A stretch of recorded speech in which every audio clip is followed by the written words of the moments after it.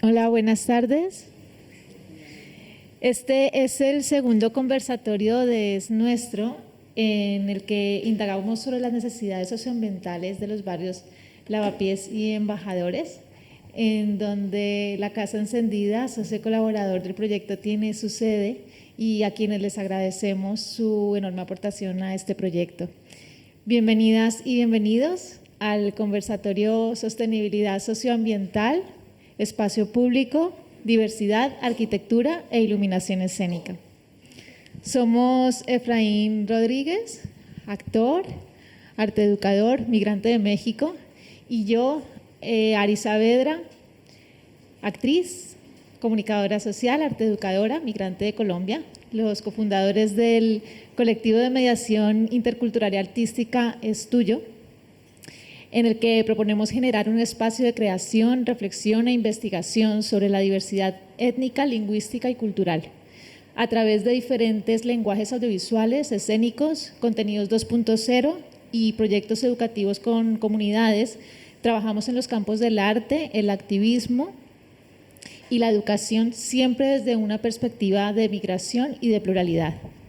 El objetivo principal de nuestro colectivo es proponer nuevos referentes diversos que dignifiquen la figura de las personas migrantes en el imaginario colectivo. Les dejo con mi compañero Efraín. Hola, buenas tardes. Me sumo al agradecimiento, muchas gracias por venir a todas. Hola, Enia. Bueno, pues les voy a hacer así como un breve resumen de en qué consiste este conversatorio para que nos ubiquemos un poco. Primero les vamos a contar qué es Nuestro, que es el proyecto que engloba esas actividades que estamos realizando desde hace varios meses. Y luego después les presentaremos a nuestras invitadas. Cada una hará una presentación del tema que han propuesto, de unos 12 minutos aproximadamente. Y luego haremos una pequeña actividad que es como el germen del proyecto, que está basado en cómo sería la plaza de nuestros sueños. Y por último, abriremos un espacio para que ustedes puedan intervenir con sus preguntas, con las preguntas que vayan surgiendo durante el conversatorio, dudas, reflexiones, sugerencias, quejas, lo que quieran. Vale, pues voy a empezar contándoles qué es Nuestro. Es Nuestro es un proyecto creado por Es Tuyo y por la Escuela Tecnológica Superior de Ingeniería y Diseño Industrial de la Universidad Politécnica de Madrid, que se está llevando a cabo gracias al apoyo de la Fundación Daniel y Nina Carazo.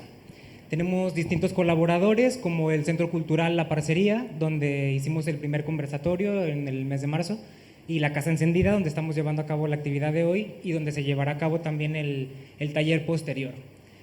Es Nuestro busca romper fronteras entre el arte y la ciencia desde una perspectiva de diversidad y participación ciudadana.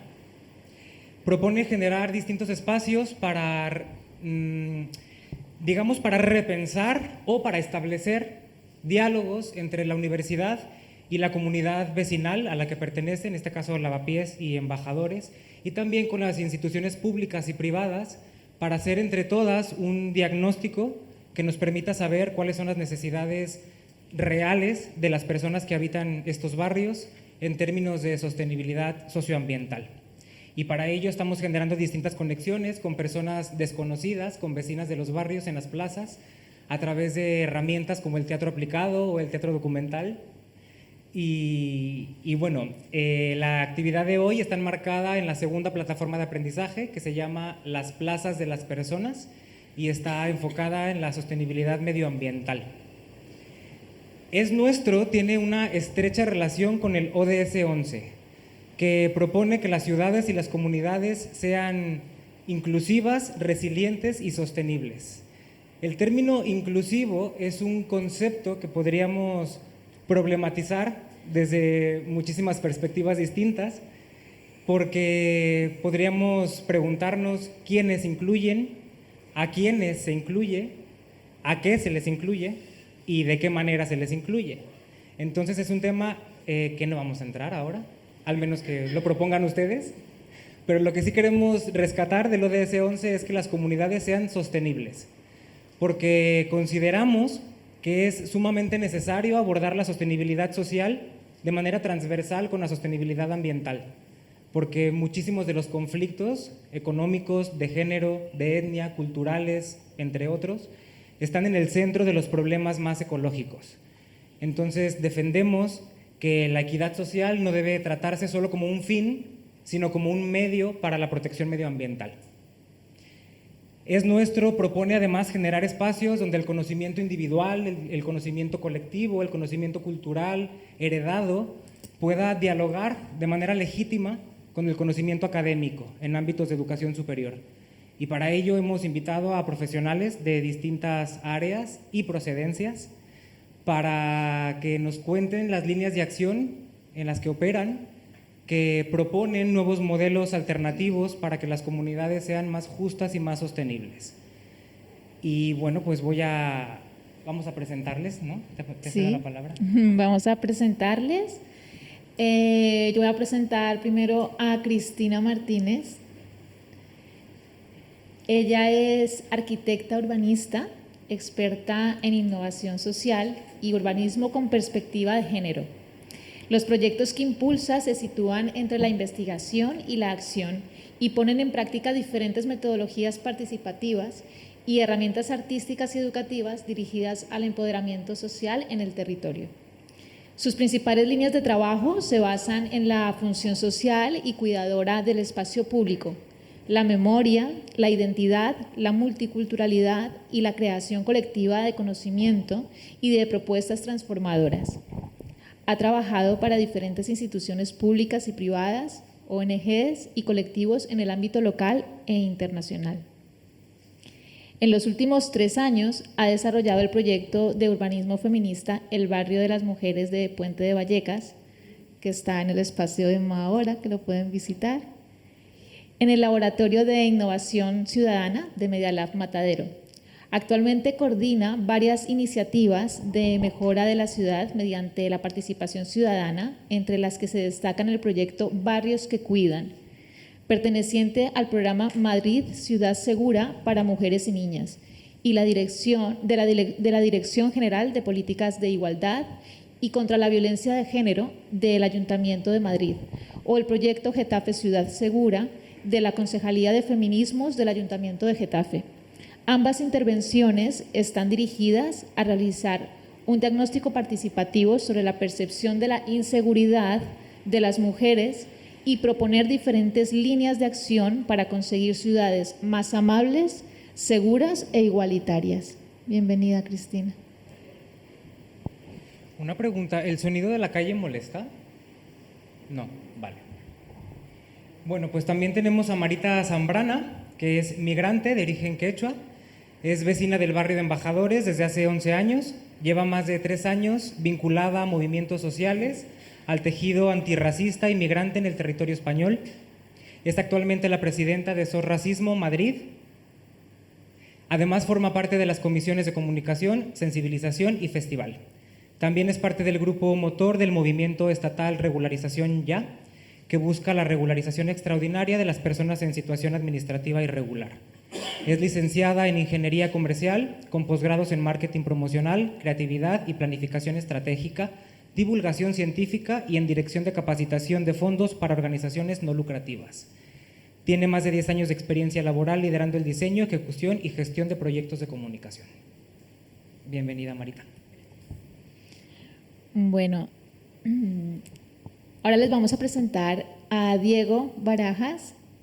Él es arquitecto guaitino radicado en Madrid, es cofundador de Usos, una oficina que opera en los campos de la arquitectura, la jardinería y el urbanismo, entendidas como prácticas de transformación social.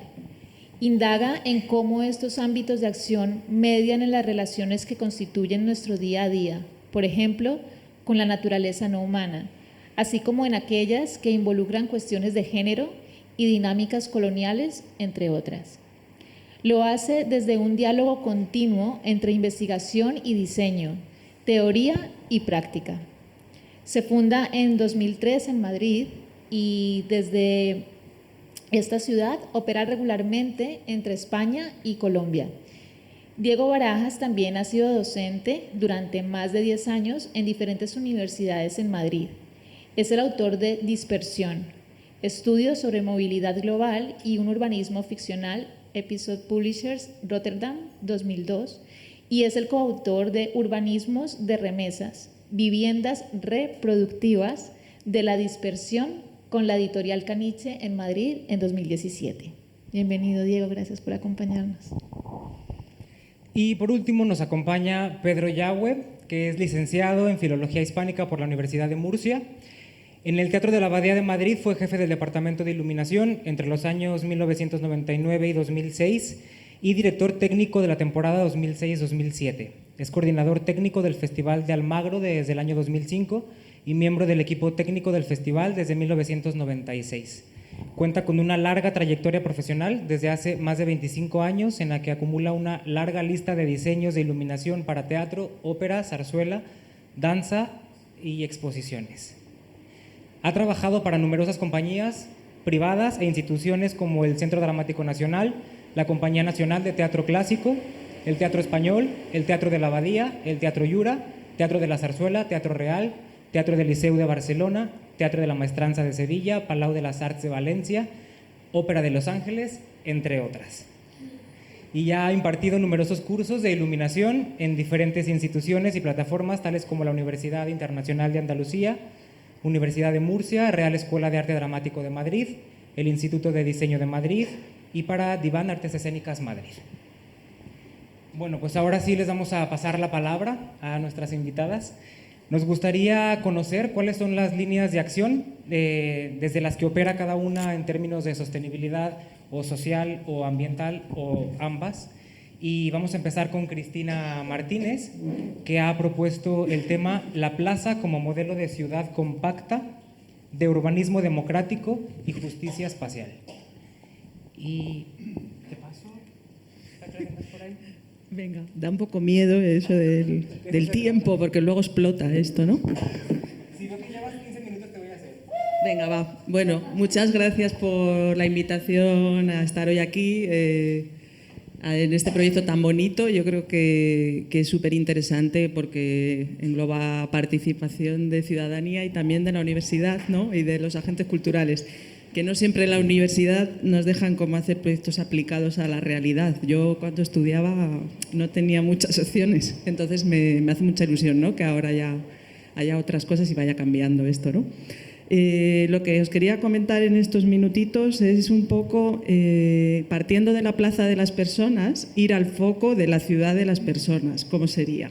Y luego bajaré otra vez a la plaza.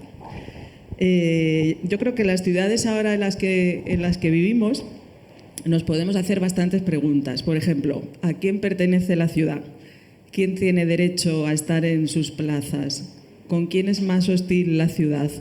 ¿O quién disfruta más de la ciudad? Os preguntaría, pero luego me quedo sin tiempo, así que os las dejo para luego. Entonces, creo que el modelo que tenemos ahora de ciudad muchas veces se prioriza más la rentabilidad económica, la producción, ¿no? Cuando hablamos de ciudades competitivas, de estrategia entre ciudades, hablamos de multinacionales, de infraestructuras, etcétera, y se habla poco de la gente, ¿no? que vive en las ciudades. Y el modelo que creo que defendemos desde la plaza de las personas y la ciudad de las personas sería cómo poner a los habitantes en el centro, ¿no? Y darle valor a esa vida cotidiana, darle valor a cosas tan sencillas como pasear, relacionarte, a que niños y niñas puedan jugar en la calle, etc. Esto tiene mucho que ver con el enfoque socioambiental, ¿no? Que es el título de la charla de hoy. Yo creo que tenemos que tener siempre en cuenta que somos seres ecodependientes. Estamos dentro de un planeta, dentro de un orden ecológico y no puede ser que siga este ritmo en el que estamos, ¿no? Hay que pensar nuevas formas de hacer para luchar contra el cambio climático, contra este crecimiento infinito, etcétera. Y a la vez también somos seres interdependientes, somos seres vulnerables. Esto tiene mucho que ver con los cuidados, ¿no? Que también es una palabra de la que hablamos mucho desde el urbanismo feminista.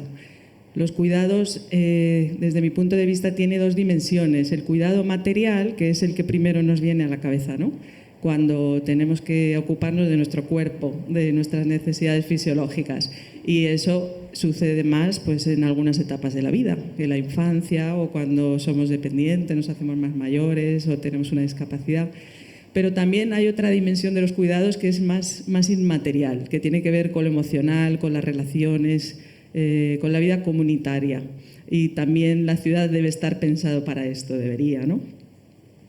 La vida en la ciudad no es igual para todas las personas. Yo creo que lo que en la introducción ha salido este tema también. Porque depende, por un lado, de dónde vivamos. Es interesante cuando salen en prensa esas noticias de en el distrito de Chamberí la esperanza de vida es 4 años más que la de Puente de Vallecas, por ejemplo. Cuando hemos estado ahora en la pandemia también confinados y nos dejaban caminar 1 hora, o sea, irnos 1 kilómetro, ¿no?, más allá de nuestras casas, depende de dónde vivieras, pues igual tenías un parque, una plaza, un lugar agradable para caminar o no lo tenías. Entonces, bueno, estamos de acuerdo en que el entorno influye. Hay un concepto también interesante que es la salud comunitaria, que maneja estas condicionantes del entorno y los llama activos de salud comunitaria. Y esto quiere decir que la salud no es solo ausencia de enfermedad, sino que la salud tiene en cuenta también todo esto de las relaciones, la vida comunitaria, etc. Y un parque puede ser un activo de salud comunitaria, una plaza lo es. Qué importantes son las plazas, ¿no? Y también una red vecinal también puede serlo. Y además de dónde vivamos, depende también de cómo seamos, nuestras experiencias, nuestras vivencias. No es lo mismo la experiencia de la ciudad de una mujer o de una persona mayor, de una persona dependiente, de una persona LGTBI, de una persona migrante. Cada uno tenemos nuestras exclusiones y nuestros privilegios, ¿no? Son diferentes maneras. Y paso un poco a la experiencia urbana de las mujeres, que sería el segundo tema que quería tratar. Vivimos en ciudades que son reflejo de nuestra sociedad. Nuestra sociedad no es igualitaria. Creo que podemos estar de acuerdo que vamos avanzando en cierto modo, pero todavía vivimos en una sociedad machista. La ciudad también lo es. Las mujeres nos enfrentamos con barreras físicas, sociales, económicas, etcétera, que nos condicionan también nuestro día a día. Yo creo que hay 3 grandes determinantes que nos atraviesan esta vivencia de la ciudad. Uno sería nuestra situación económica, que siempre es peor, sigue siendo peor que la de los hombres, ¿no? La brecha salarial, el empleo, al final trabajamos menos por temas de conciliación, etcétera. El segundo condicionante sería la carga de los cuidados, que todavía recae más sobre las mujeres. Y el tercero, la percepción de inseguridad. También este es un tema que podría profundizar mucho en él, pero condiciona a muchas mujeres sentirse seguras o no para salir o para pasar por determinados lugares, determinadas plazas o a determinadas horas del día. También el ocuparnos de los cuidados implica que normalmente nos movemos por la ciudad más a pie o en transporte público, lo dicen las estadísticas, ¿no? Porque hacemos un movimiento más haciendo malabares, yendo de un sitio a otro corriendo, dejando a los niños, haciendo la compra, etcétera. Y vivimos esa ciudad a diferente escala, ¿no? Que una persona que a lo mejor coge el coche, se va a trabajar, vuelve a su casa. Nos condiciona todo esto. Y bueno, también en el espacio público hay violencia de género. Creo que igual que muchas veces se habla del iceberg de la violencia de género, en el espacio público igual, ¿no? En la punta estarían las agresiones, pero luego tenemos el tema del acoso callejero, que creo que es una experiencia que todas las mujeres en algún momento hemos sufrido, es una experiencia universal y que también nos puede condicionar estas vivencias de los espacios públicos. Y también hay una jerarquización del uso del espacio público, que se ve claramente en los patios escolares, ¿no? Ahora que hay muchos proyectos para rediseñar los patios, cuando está el campo de fútbol y los niños en el centro y a veces no hay lugar para las niñas, y se ve en algunas plazas, ¿no? En algunas plazas, me atrevo a decir, en Lavapiés también, ¿no? Que a lo mejor a ciertas horas del día están más ocupadas por grupos de hombres. También por esto de la movilidad, ¿no? Que decíamos, nosotras tenemos una movilidad más activa de hacer más cosas y ellos más pasiva. Y bueno, creo que es interesante verlo también desde este foco. Y ya pasando al último tema, que sería cómo serían estas ciudades que nos cuidan, estos barrios que nos cuidan y plazas que nos cuidan. Yo creo que en los proyectos de mejora barrial tendríamos que tener en cuenta siempre una perspectiva integral. No solo arreglando aspectos físicos de una plaza lo vamos a arreglar, ¿no? Hay que ir más allá y tener en cuenta factores culturales, factores sociales, etc.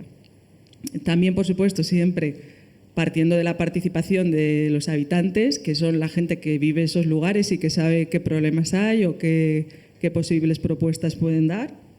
Y desde un punto de vista de interseccionalidad, ¿no? Como hemos dicho, y priorizando un poco a los grupos más vulnerables. Al final también la gente que necesita más el espacio público seguramente es la que tiene una casa más pequeña o la que, ¿no?, tiene condiciones en su espacio privado a lo mejor peores, ¿no? Y entonces por eso lo público es muy importante. Y bueno, también quería hablar brevemente, los espacios públicos o las plazas deberían pertenecer a una red. Deberíamos tender a tener ciudades más compactas y barrios que fueran más autosuficientes. Ahora se habla mucho de la ciudad de los 15 minutos, que es un modelo de ciudad donde podríamos movernos a pie o en bicicleta y tendríamos todos los servicios, los recursos, los equipamientos comunitarios, los parques, las plazas, y eso al tenerlo más o menos en una forma compacta, eso contribuye también a generar más relaciones vecinales, mayor cohesión social, etcétera, y también a quitarles espacio al coche, ¿no?, que yo creo que es una clave hoy en día.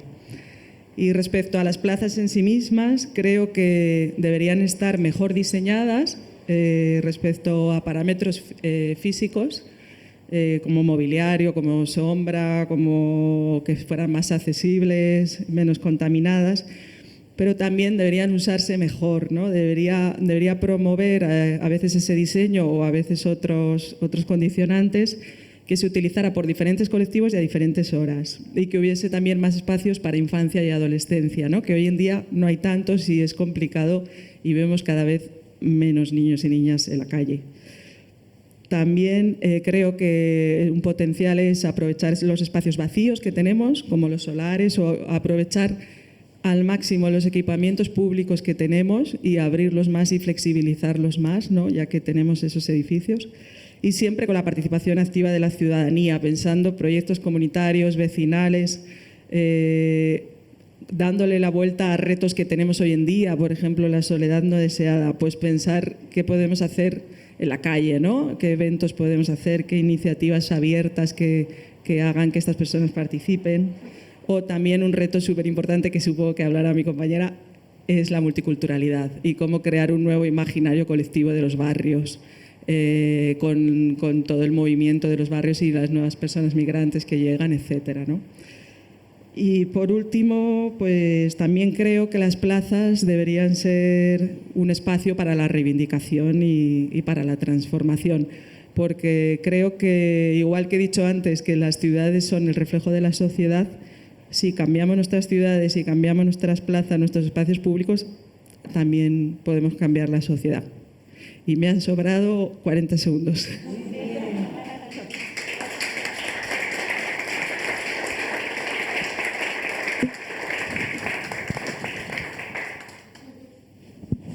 Bueno, ahora vamos a escuchar a Diego Barajas, que nos propone el tema Laboratorios entre tejidos sociobioclimáticos por un entendimiento extendido e imbricado de los espacios políticos del urbano.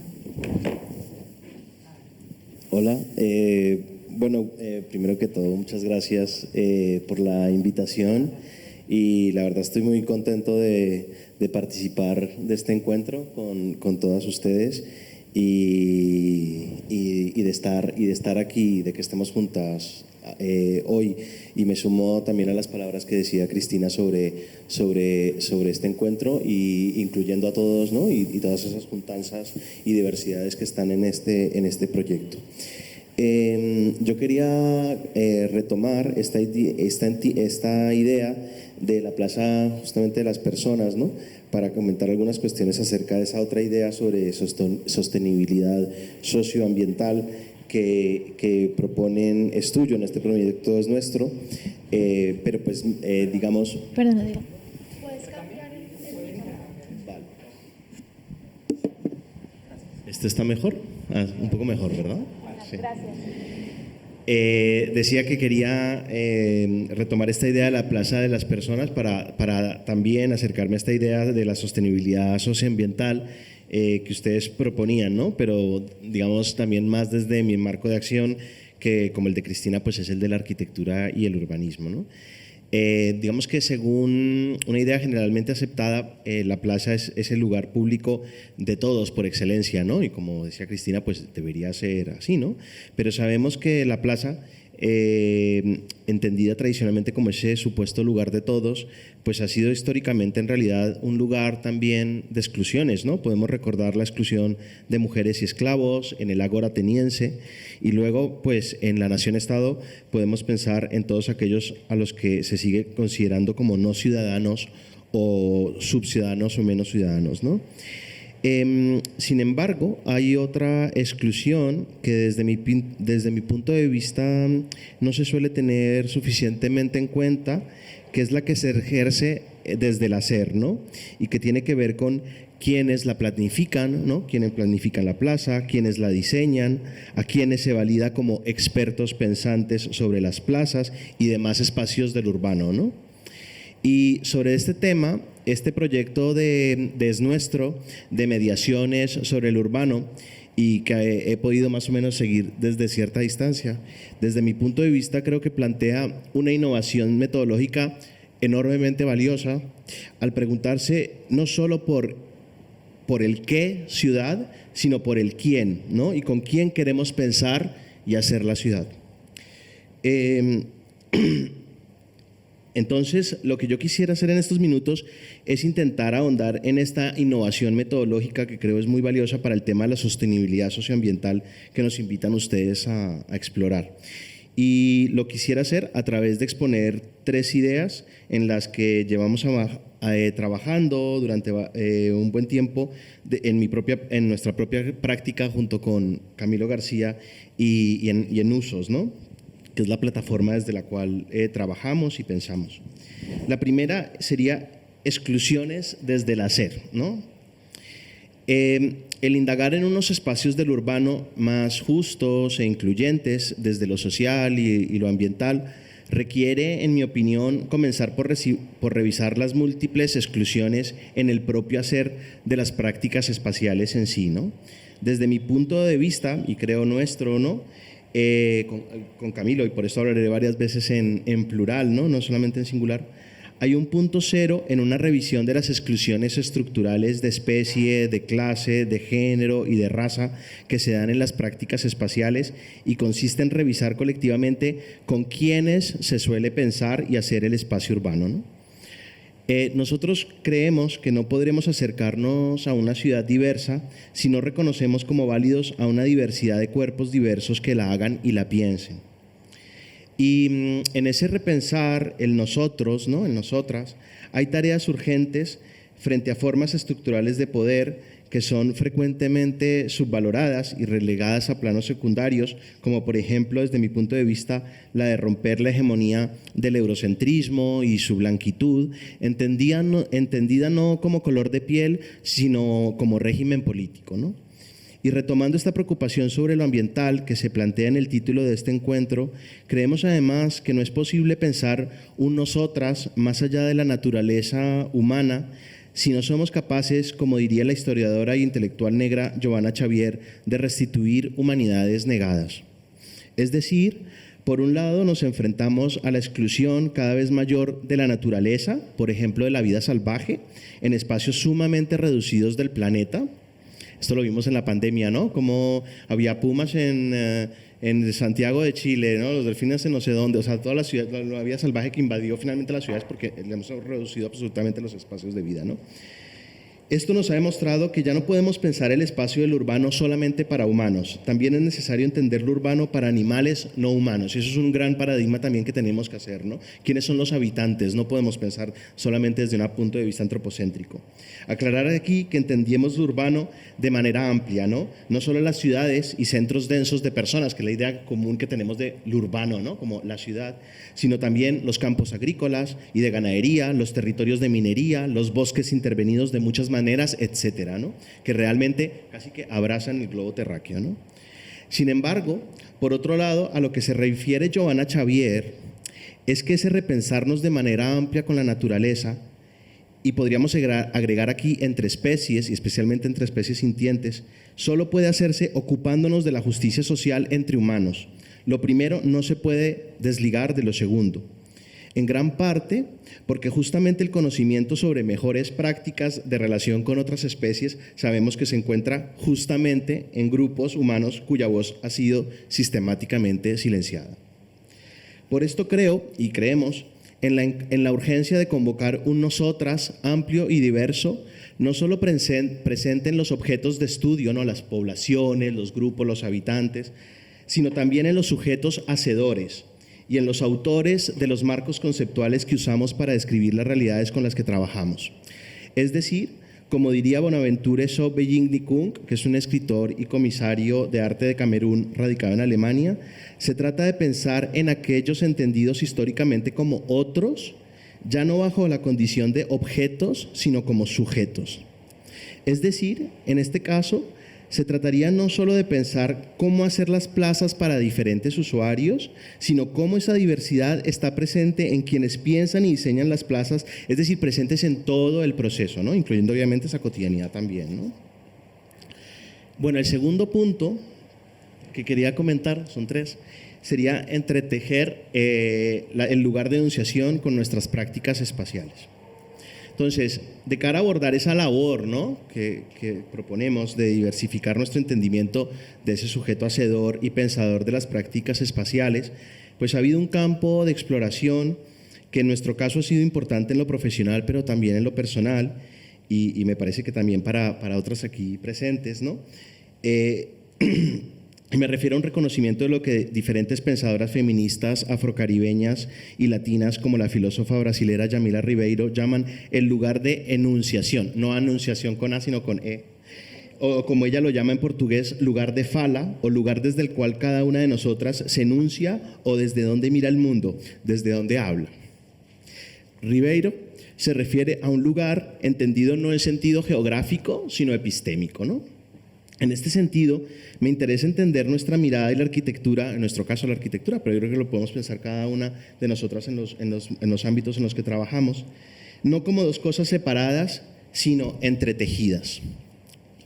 Frente a esa idea de ese hacedor abstracto y exclusivamente racional, en arquitectura es tremendamente común, el pensamiento feminista ha demostrado cómo la mirada y la producción de conocimiento en general no se llevan nunca a cabo desde el vacío y por lo tanto no son neutrales.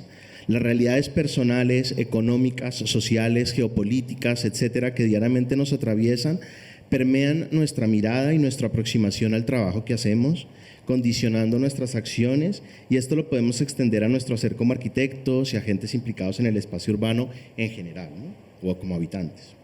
En mi caso, y diría que en el caso de Camilo y mío, como arquitectos dentro de usos, pues se trata de realidades que han marcado experiencias frecuentemente divergentes. Esa divergencia está vinculada, por ejemplo, al hecho de habitar cuerpos guaitinos, latino-blancos o blancos mestizos, que son leídos como cuerpos de hombres, la mayoría de veces, no siempre, pero bueno, depende de dónde, y con acceso a una educación privilegiada, al mismo tiempo que como migrantes norandinos en España y como sujetos con frecuencia racializados principalmente debido al origen de nuestro acento y además por no seguir la heteronorma, terminamos siendo, no siempre, pero con frecuencia, doblemente subalternizados, lo que nos supone el cargar con el peso de un particular techo de cristal racial y no pocas veces un manto de invisibilidad.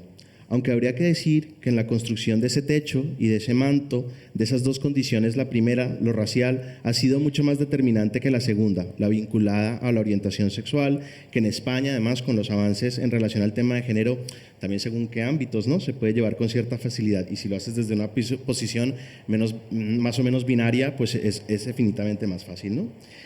Valdría la pena aclarar también que entendemos la racialización como una construcción social que no se vincula exclusivamente con el color de la piel y que va más allá de la melanina, ¿no? Es una ficción que también se puede construir a través del acento o el origen, entre otras.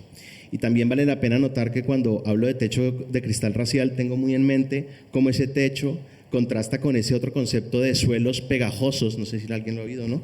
De los cuales nos habla la historiadora afroespañola Esther Mayoco Ortega en relación a muchas mujeres racializadas y empobrecidas del sur global.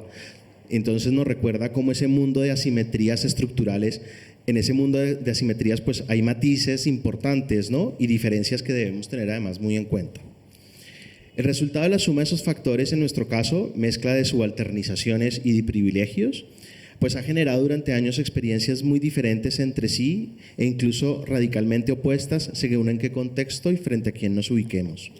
Son aprendizajes que nos han marcado y que se han incorporado en esta metodología de diseño. En esta metodología, el intentar reconocer las especificidades de ese engranaje relacional de las realidades a las que nos aproximamos también ha sido durante años algo muy importante. Un ejemplo serían contextos en los que frente a una opresión con respecto a un tema de género y orientación sexual, notamos que solemos detectar dicha opresión con relativa facilidad, en parte por compartirla, ¿no? De algún modo en lo personal, pero en los que debemos también hacer quizás un esfuerzo especial para detectar otras opresiones que no nos atraviesan, o más bien de las que podemos ser parte, más bien de los beneficiados, ¿no? Como por ejemplo cuando formamos parte de un grupo hegemónico como el de los humanos con determinados cuerpos normativos frente a otros cuerpos diversos en lo funcional, o cuando hacemos parte de un grupo hegemónico como el de los humanos, como todos los que estamos aquí presentes, frente a otras especies animales sintientes, ¿no? Sintientes, es decir, seres vivos que como nosotros experimentan el placer y el dolor, ¿no? Esto está vinculado y creo se explica mejor en el tercer y último punto que quisiera tratar, y es reconocer los privilegios propios y las opresiones de otras como material en la construcción de espacios afectivos o como posible material, ¿no? Un aspecto que me parece particularmente revelador del reconocimiento de ese engranaje relacional que se activa a partir de nuestros lugares de enunciación o desde donde hablamos es el de dar cuenta de nuestros privilegios. En nuestro caso no son pocos, son entre otros de especie, de color de piel y de sexo. Y aunque somos migrantes norandinos en España, por nuestro color de piel sabemos, por ejemplo, que difícilmente vamos a ser objeto del acoso policial que otros cuerpos oscuros sí sufren frecuentemente en Madrid. O aunque no seamos heterosexuales, sabemos más o menos comportarnos como tales cuando nos toca en contextos difíciles, sexualmente hablando, como puede ser, por ejemplo, una obra de construcción, ¿no? Que es así muy bueno.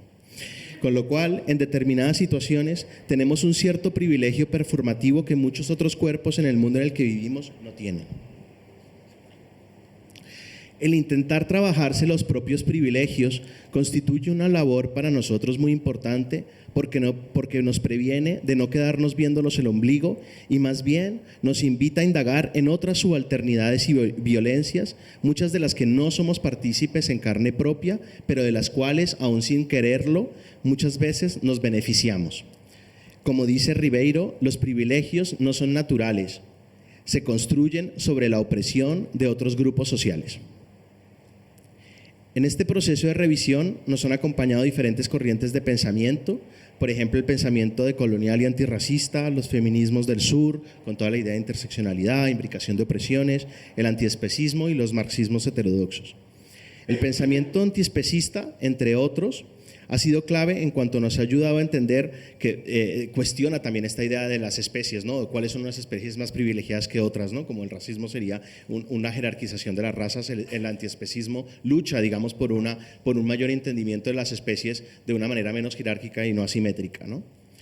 En cuanto nos ayuda a entender mejor nuestro privilegio de especie en algunos proyectos en los que hemos participado y que afectan a animales sintientes no humanos. Por ejemplo, en el edificio Jardín Hospedero y Nectarífero para Mariposas de Cali, un proyecto que hicimos junto a una comunidad de vecinas para restituir en Colombia un paisaje que dé albergue y alimento a varias especies silvestres de esta ciudad y como espacio de empoderamiento de varias mujeres cabeza de familia, o en otros proyectos. Creo que el entretejer, y ya para terminar, de manera consciente el trabajo de cada una de nosotras, que cada una de nosotras hace, por ejemplo en lo urbano, con nuestros lugares de enunciación, desde donde nos manifestamos en el mundo, puede ayudarnos a construir no solo nuevas visiones del mundo, sino también nuevos marcos afectivos dentro de esas asimetrías y construir, por ejemplo, desde la arquitectura, en mi caso, ¿no? Un nosotros más amplio y diverso. Y creo que asimismo también nos ayuda a cuestionar asimetrías estructurales que nos atraviesan, de clase, de género, raciales, de especie, de funcionalidad de nuestros cuerpos, y a entenderlas no de manera separada, sino todas ellas entretejidas. Muchas gracias.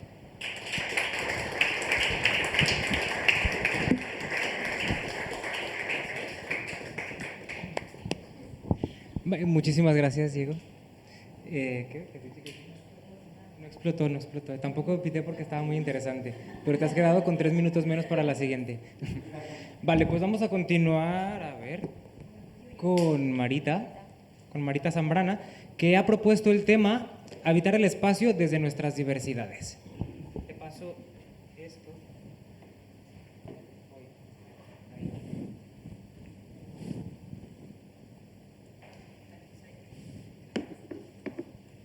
Bueno, pues, hola, ahora sí. Nada, muchísimas gracias, Ari y Efraín, por la invitación. La verdad que es un placer poder estar aquí y también tener este pedazo de ponencias y con un constante aprendizaje, ¿no?, de cómo también converge lo étnico-racial, el antirracismo, también en otras dimensiones de la vida, ¿no?, como es la construcción de los espacios públicos en este proyecto específicamente. Y nada, muchísimas gracias a todos ustedes por estar aquí. Para mí es un placer y espero poder aportar también a esta construcción colectiva de cómo queremos habitar los espacios públicos.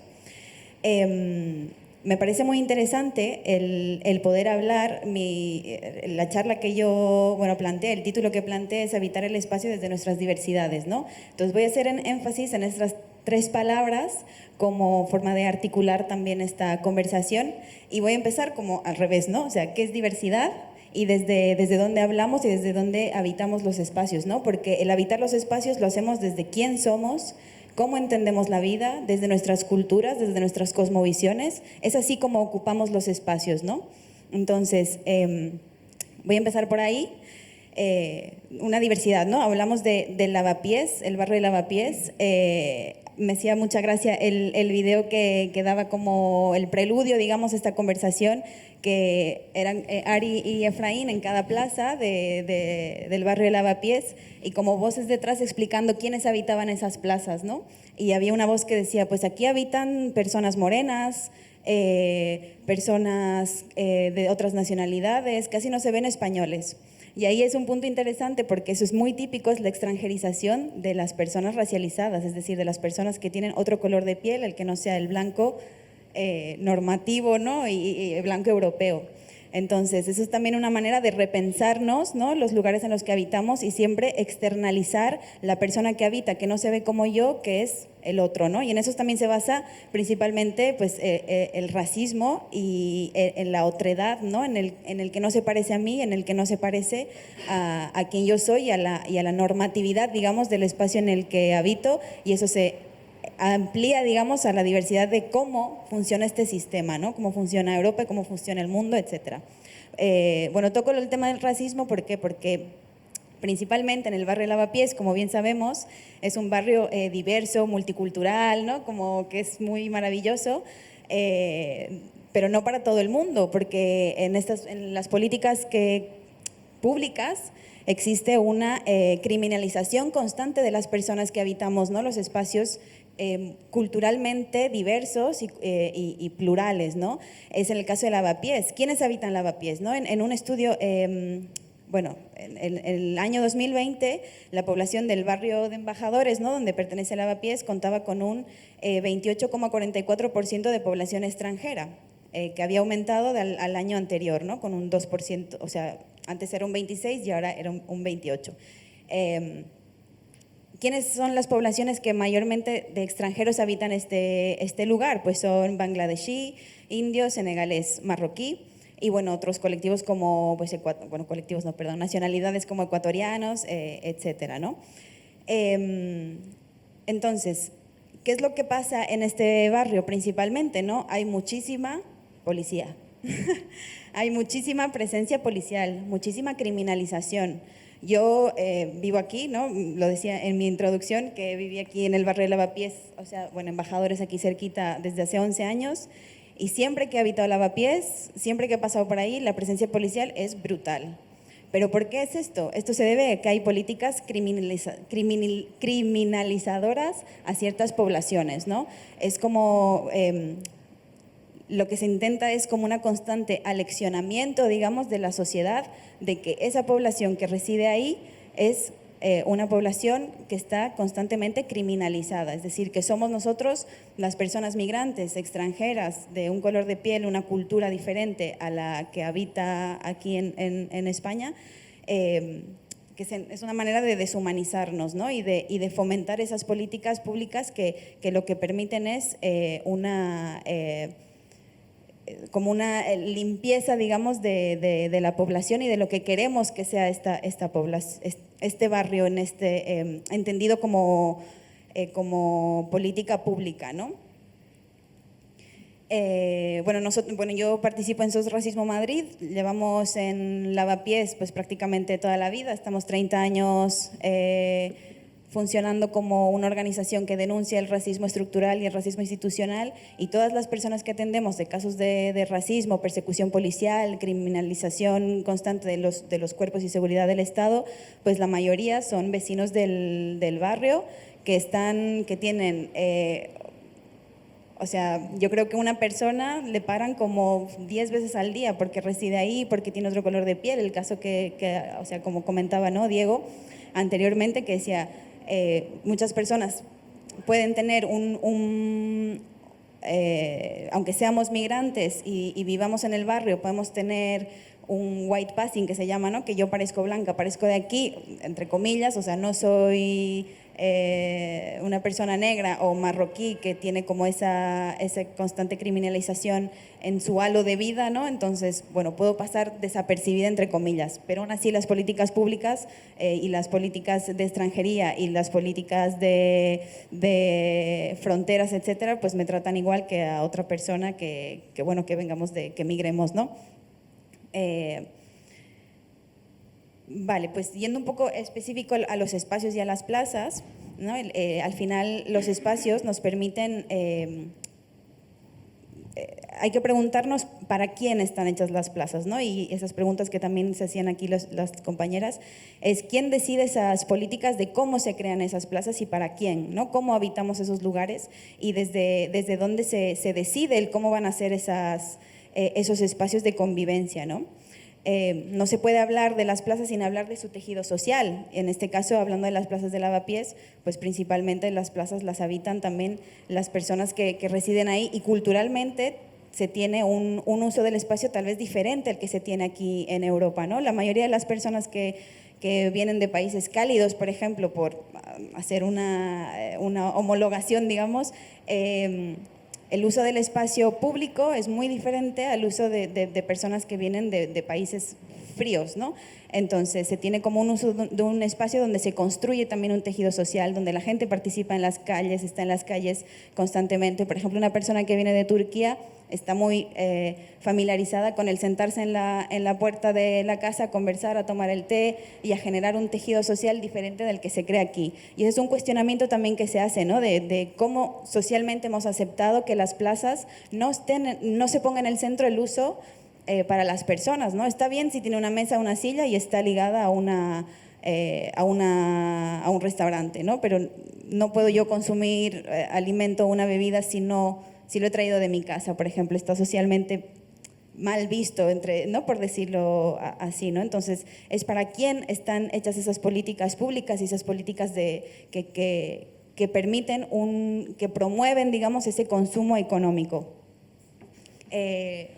Pues a nivel simbólico, ¿no?, también es hablar qué representa Lavapiés. Lavapiés también tiene una carga política bastante interesante, ¿no?, hay varias casas sociales, ¿no? Está la Quimera, está la Tabacalera, está la escalera, me he olvidado el nombre, la escalera Caracola, está Tres Peces 3, ¿no? Hay como una cultura, digamos, de reivindicación y de construcción social que está ligada, digamos, a la construcción política, ¿no?, y al tejido social. también es importante como cuestionar toda esa gentrificación que está pasando en los últimos años, entendido de qué es gentrificación. Es cuando se expulsa a la población que vive y reside actualmente para atraer a otra que tiene más poder adquisitivo y que se adecua pues, a unos estándares, digamos, más elitistas, y que pues eso también va ligado a la economía, digamos, en este caso va ligado también al poder adquisitivo y va ligado también pues, a la diversidad étnico-racial, ¿no? Porque la mayoría de las personas migrantes vienen en una situación de precariedad y aquí se les mantiene en esa situación de precariedad debido a una ley de extranjería. Por lo tanto, los alquileres que pueden pagar o que podemos pagar no es igual a una persona pues, que ya tiene los papeles en regla y más aún cuando es una persona que tiene una nacionalidad española, ¿no? Que puede acceder pues, a cualquier tipo de trabajo.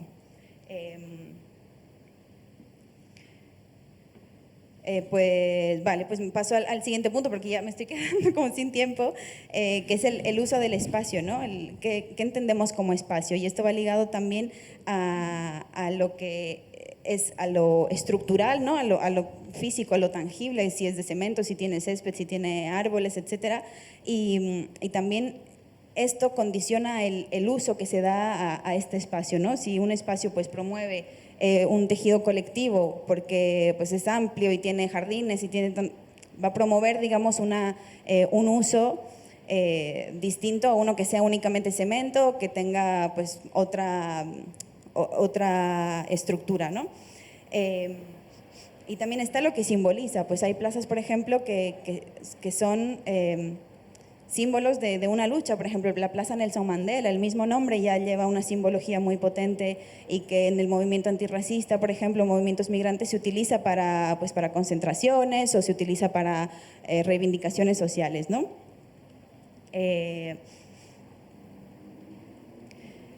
También es una pregunta importante es de que qué uso se quiere que tenga este espacio. O sea, yo lo quiero únicamente que sea un uso de tránsito o estoy promoviendo un tejido social, un tejido que construya, estoy promoviendo que los niños jueguen, una participación política, etcétera, ¿no? Por ejemplo, me viene a la mente, yo cuando estaba, bueno, así como pensando, digamos, esta charla, me venía a la mente como todo ese...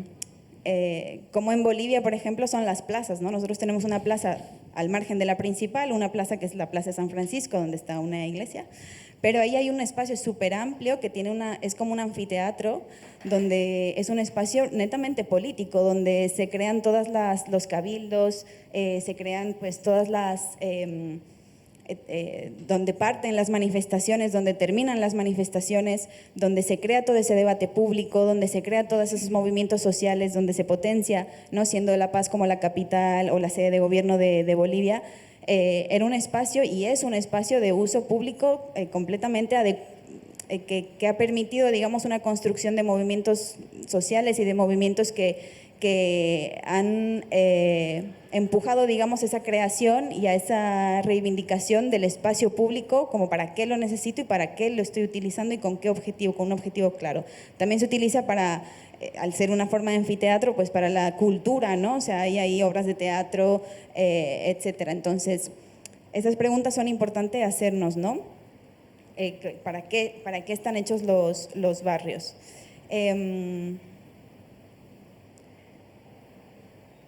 Bueno, voy a cortar un poquito porque ya voy fatal de tiempo. Por ejemplo,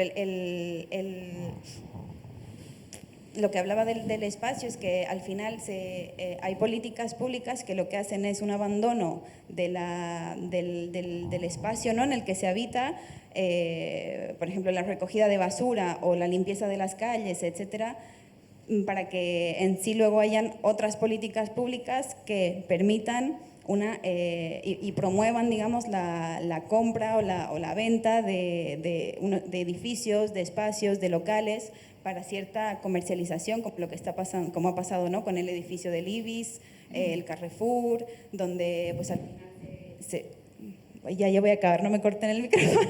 Tira. Entonces promueven como espacios que están alejados o que como que le quitan clientela, por decir así, no me gusta hablar no en términos económicos, pero como le quitan esa historia, digamos, de las pequeñas... de los pequeños espacios económicos, de las tiendas, de los restaurantes, etcétera, ¿no? Y promueven otras prácticas que va ligado como a lo de, pues eso, tener un Carrefour 24 horas parece que es como lo más maravilloso y lo más moderno que pueda haber, pero en sí está como que va en esa idea de progresismo o de progreso o de, no sé, de civilización. A mí me cuesta también mucho entender como esa necesidad de tener un supermercado 24 horas, ¿no? Pues para qué, no sé, pero bueno. Y luego el habitar, ¿no? O sea, nosotros podemos habitar los espacios desde distintos lugares, pero sobre todo desde quiénes somos, desde dónde estamos y desde cómo respiramos la ciudad, y desde nuestra cultura y nuestras cosmovisiones, ¿no? Que era lo que decía al principio. Entonces, bueno, la RAE dice, no es porque sea un referente de la RAE para mí particularmente, pero me gusta utilizar a veces estas definiciones porque en realidad no se adecuan a lo que creo que es la vida, ¿no? Pone vivir, morar, ya está, esa es la definición de habitar. Sin embargo, hay otras definiciones de habitar, que es dejar huella, ¿no? Habitar es la huella de la vida, es cuando se nota cuando un espacio está habitado, que hay una energía, que hay un uso, es evidente cuando un espacio está habitado porque hay una vida, ¿no? que está ahí. Habitar es recorrer y reconocer que yo, al margen de que estoy en un tránsito, digamos, de un sitio a otro, y de esa movilidad, digamos, que supone una plaza en este caso, pues también es el demorarse sobre él, ¿no? El estar, el sentarse, el tomar el sol, el conversar con los amigos, el hacer un tejido social, un tejido político, pues hacer una contemplación, una pulsación. Y bueno, ya digo dos más y ya está, que es la convivencia y el habitar también es construir, ¿no? Entonces creo que es importante que en esas ideas, digamos, de habitar, pues aprendemos a habitar los espacios desde nuestras diversidades y desde lo que somos.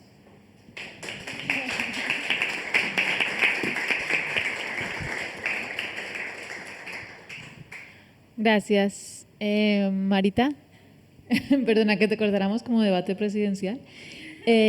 Bueno, ahora vamos a presentar a Pedro Yagüe, que nos propone el tema Iluminación sostenible, nueva y futura perspectiva de la luz en las artes escénicas. Bueno, buenas tardes a todas y a todos. Gracias, Ari y Efraín, por este encuentro, por este conversatorio. En los últimos años, dentro del ámbito de las artes escénicas, se ha comenzado a hablar, a discutir sobre la cuestión de la sostenibilidad en su más amplia acepción y de su aplicación en diversos campos de la profesión. Y en la actualidad es un tema puesto en boca de todos, como podemos observar con este tipo de encuentros, plataformas y proyectos diversos que nos vamos encontrando. Desde mi punto de vista, el objetivo principal, el que todos los trabajadores de las artes escénicas deberíamos tener en mente, sería el de la búsqueda de una cultura sostenible que implicase a todos los ámbitos o sectores de la misma. Quiero decir que todos debemos remar al unísono. Así pienso que desde nuestra parcela debemos contribuir en promover tres aspectos básicos de los que se habla mucho y que creo que son los más importantes, que es la protección del medio ambiente, cultivar una profunda sensibilización social y fomentar la inclusión y la diversidad en nuestro trabajo. Y en este sentido, pienso que nuestro trabajo, que consiste en una comunicación directa con el espectador, es una plataforma perfecta para poder llevarlo a cabo.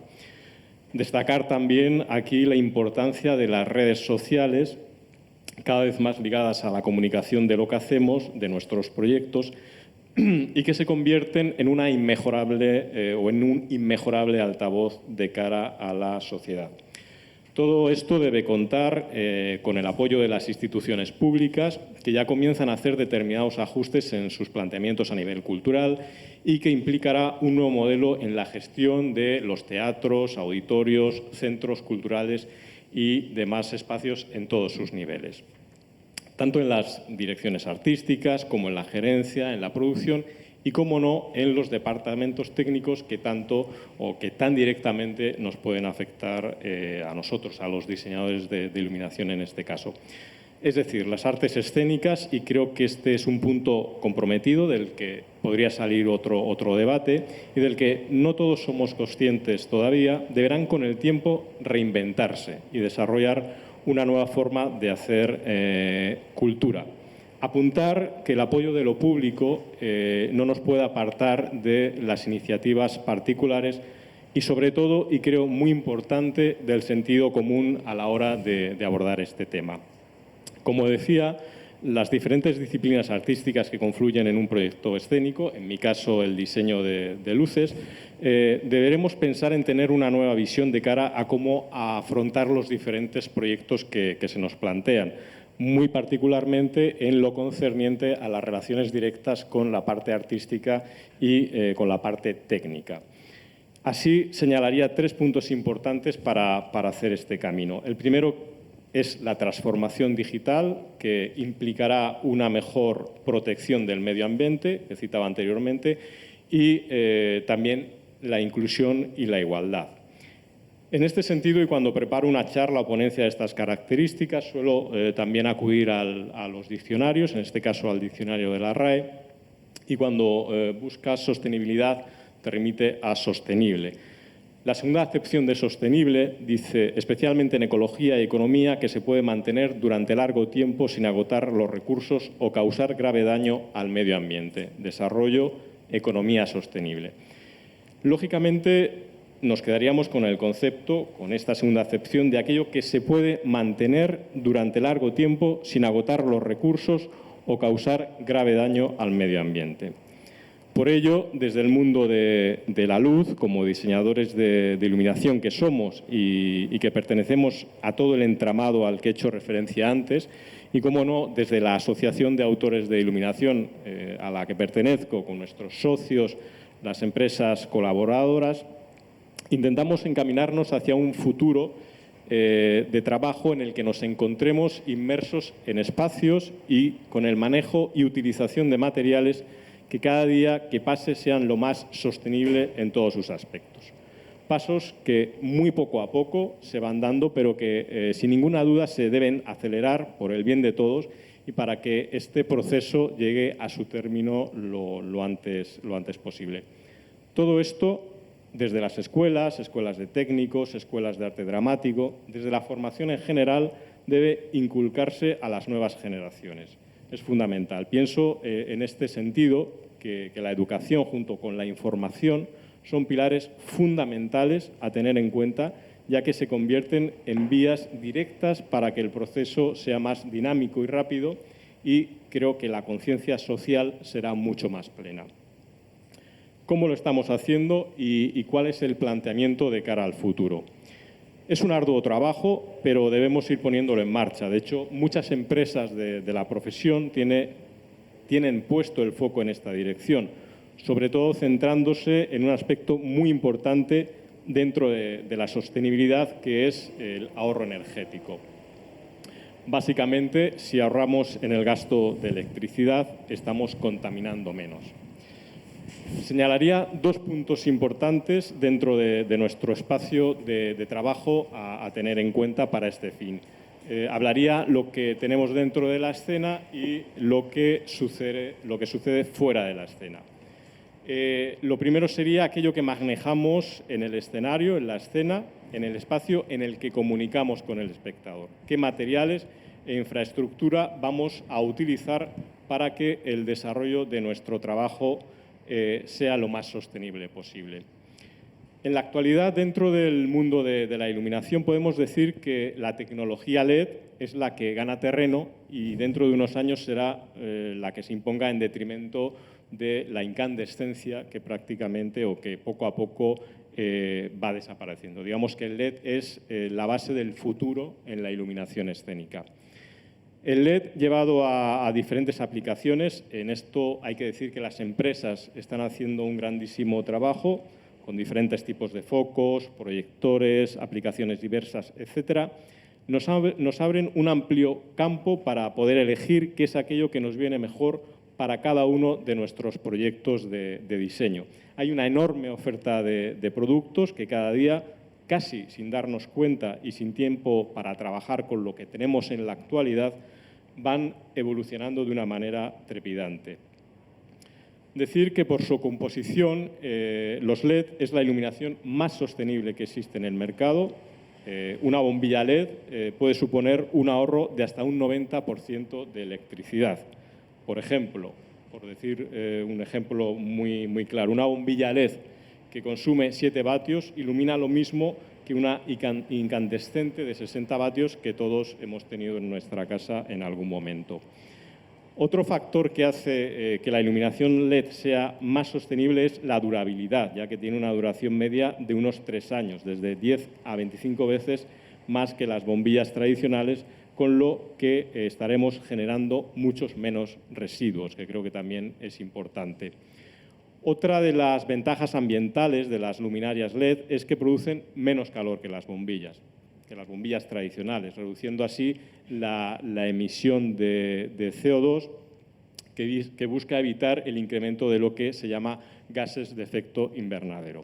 También hay que añadir que gracias a la poca energía que necesita este tipo de iluminación para funcionar, esta se puede alimentar con energía solar, incrementando así otro punto importante que sería el uso de energías limpias y renovables. Por lo tanto, las luces LED son la opción actual más ecológica del mercado. Observamos que es una opción eficiente, sostenible y ecológica, y aunque es cierto que en la actualidad las bombillas LED son más caras que las demás, es con diferencia la decisión más rentable a largo plazo gracias a su vida útil y a la eficiencia energética de la que hablaba. Por lo tanto, para los iluminadores este cambio, que ya está siendo real y en el que estamos inmersos, supondrá que en unos años tendremos que trabajar con un tipo de luz de calidad diferente a la actual y que supone un proceso de adaptación que poco a poco ya estamos haciendo y que sin darnos cuenta nos vamos adaptando a él. El segundo punto que decía era fuera de la escena. Se está ya incidiendo por parte de las direcciones artísticas, de las gerencias de los teatros, de las producciones, en la transformación digital de la que hablaba. Pero no en todos los campos, no solo ya en la escena, en lo que decía, en lo referente a la iluminación, sino también en maquinaria escénica, audio y vídeo, sino fuera de ella. Es decir, buscar e intentar la aplicación de capacidades digitales a procesos, productos y activos para mejorar la eficiencia, mejorar el valor de lo que se está haciendo y que sea de cara no solo al espectador, sino también para todos los trabajadores implicados en el funcionamiento de cualquier institución cultural. También es importante la gestión del reciclaje, muy importante, y la reutilización de elementos que puedan servir de cara a otros proyectos y, cómo no, poner en alza de nuevo la inclusión e igualdad tanto en escena como tras de ella. Ya para terminar, creo que debemos crear un ADN, una conciencia que se contagie y que se pueda expandir entre todos los sectores que conformamos las artes escénicas para que este camino sea lo más sencillo y fructífero posible. Para ello, y ya lo decía anteriormente, el camino más directo, desde mi punto de vista, y más importante, sería el de la formación y el de la información a todos los sectores, a todos los trabajadores que formamos este universo que es tan mágico, y a partir de aquí, de la hora, a pesar del retraso con el que vamos, con relación a otros países de Europa, por ejemplo, no debemos agotar los plazos y pensar que esto de lo que hablamos hoy es una realidad en la que tendremos que vivir en el futuro, que espero no sea muy lejano. Muchas gracias. Me ha apuntado ahí.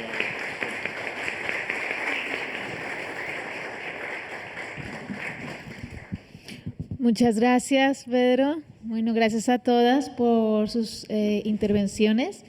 Ahora, bueno, les vamos a compartir que en la sesión anterior, en la primera de esta segunda plataforma, estuvimos trabajando sobre el concepto y la definición de plaza. y las participantes crearon entre todas una definición que está plasmada allí. Han puesto elementos que conforman lo que es el imaginario de una plaza y luego consensuadamente han llegado a una definición común que está ahí, pero que voy a leer aquí para que la escuchemos todas. Una plaza es un espacio público abierto donde se producen encuentros para el bienestar de la vida de las personas. Esa fue la definición que construimos. Y ahora les vamos a leer otra definición, otra compuesta por varias definiciones que hemos encontrado en Internet. Plaza es un espacio público y urbano que se caracteriza por estar a cielo abierto. También es un espacio para el desarrollo de la ciudadanía, donde puede ejercer sus derechos individuales y colectivos. Y también, como dice el arquitecto uruguayo José Areán, es un espacio que reduce la contaminación atmosférica, suaviza las temperaturas extremas, amortigua el ruido, evita la erosión del suelo. Favorece a que sus entornos barriales posean una mayor tasa de biodiversidad. Vale, ¿se escucha esto? Vale.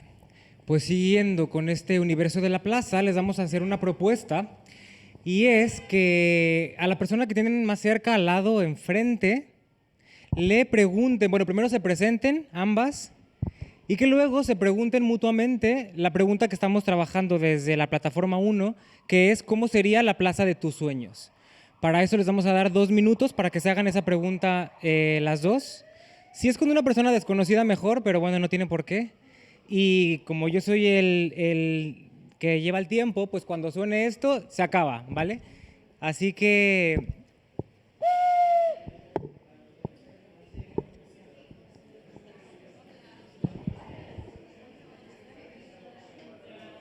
Ay, no, me quita de aquí.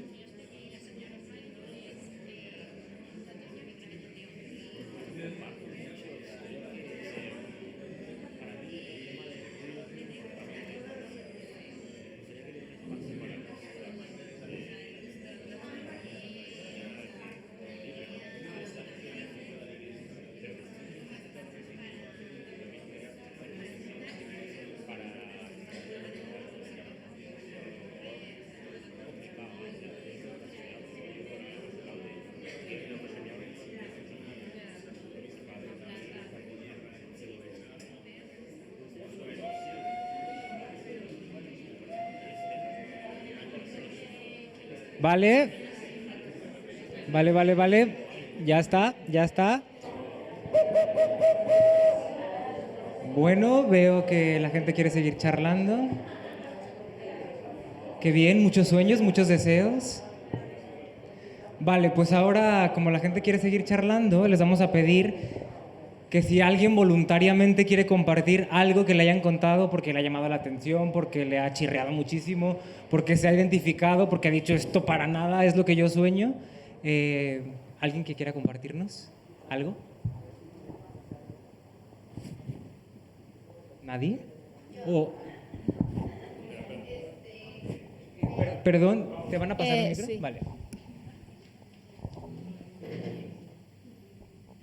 Bueno, Morgaine me ha comentado que en la Plaza de sus Sueños habría de estas cabinas antiguas de teléfonos, pero que ahora se usa para poner libros gratuitos, cosa que yo nunca he visto y que me parece espectacular.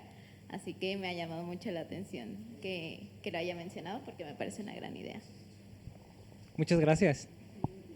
¿Alguien más que quiera compartir algo? Hola.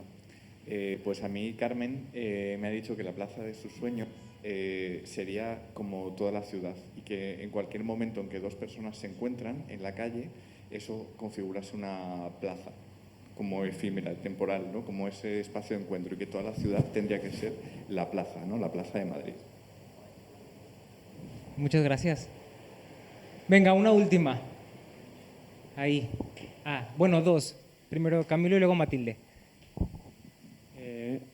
Carmen me han comentado que quería una plaza justo que no fuera como la que estaba en la imagen, es decir, que fuera una plaza con sombra, una plaza multiespecie. Eso lo hemos acordado porque ella ha hablado mucho de especies botánicas, de árboles de sombra, y también hemos quedado en que esa plaza sería interesante que no tuviera siempre la misma eventualidad, que hubiera diferentes eventos y que acogiera diferentes cuestiones, multiespecie, con sombra y multi-evento. Ha habido como sueños compartidos por ahí, ¿no? Muy bien. Y la última, Matilde. Una plaza donde puedan estar todos. Por ejemplo, ayer estuvimos en una que es preciosísimo ver tanto niño pequeño, las madres cuidándolos, los abuelos, y luego un espacio para los abuelos, para las personas mayores, bien a gusto, y los jóvenes, o sea, bien bonito, donde podían estar todos, y con una cantidad de árboles que da gusto estar ¿Era en este barrio? disfrutando de estar allí juntos todos. ¿Qué plaza era? ¿Se puede saber? Sí, está entre Arapiles y... Es que no me acuerdo el nombre que tiene, pero está entre Arapiles... Esto es una plaza. ¿Cuál? Vale, muchas gracias. Sí, una plaza que hay entre Arapiles y... Es que no me acuerdo. Sí, vale. Pues vamos a preguntarle a nuestras invitadas cómo sería la plaza de sus sueños y les vamos a dar 3 minutos máximo. Les paso el cronómetro, empieza ya. Bueno, vamos a cambiar, vamos a cambiar un poco el orden para que no sea igual. Y se me ha ido el internet. Pero bueno, empezamos por Diego, te toca. Toma.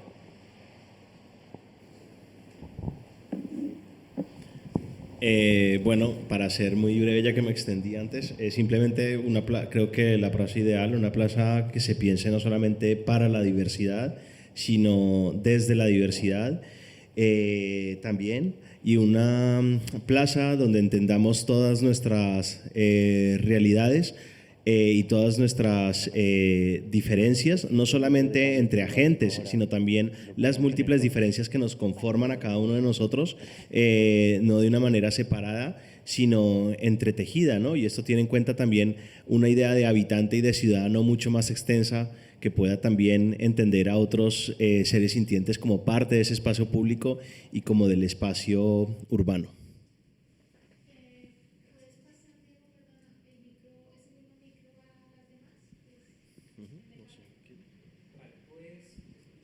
¿Encendido? Vale, pues te damos paso a Marita, por ejemplo. Vale, pues igual que Diego, voy a ser súper breve porque me he pasado un montón en la anterior exposición. Para mí la Plaza de mis Sueños tiene como 3 puntos principales, ¿no? Que es que permitan espacios de creación política y espacio de creación artística, la artística entendiéndose como también una herramienta social, una herramienta de conocimiento, una herramienta de educación, que las plazas estén al servicio de las personas y de la vida, ¿no? Que se adecúen a su diversidad, a los niños, si habitan muchos niños en la zona, de personas adultas, mujeres, etcétera, ¿no? Donde todas podamos disfrutar en igualdad de condiciones, ¿no? Entre ese espacio que es un espacio público y de todas. Y el tercero, que promueva la memoria colectiva y el fortalecimiento social y comunitario. Gracias. Pedro.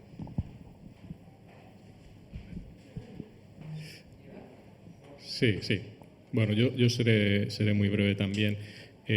Para mí, mi plaza ideal sería un espacio abierto, que es una redundancia, pero un espacio abierto en el sentido de que no existan fronteras en ese espacio y en el que lo más importante sea la convivencia entre todos, ¿no? ¿Por qué? Porque convivir significa muchas cosas, ¿no? Lleva implícito muchos significados. El respeto por ese espacio que estamos habitando, el respeto por la naturaleza, el respeto hacia los demás, y todo ello también nos llevaría a algunos aspectos importantes también a tener en cuenta, o que me gustaría que estuviesen en ese espacio, que serían la educación, la solidaridad, el sentido común, la igualdad y, por supuesto, que el arte pudiera tener su máxima expresión en toda la plaza, vamos, que fuese uno de los puntos más importantes que pudiésemos tratar, ya que creo que el arte, la cultura en general, también es una forma de educarnos y de vivir y de formarnos, ¿no? Muchas gracias, Pedro. Y Cristina, por último. Bueno, pues yo tengo como 4 adjetivos o 4 definiciones. Una, que esa plaza sea parte de mí. Me parece interesante entender que tenemos que apropiarnos del territorio porque es una extensión de nosotras mismas, porque al final nuestra vida va unida a los lugares.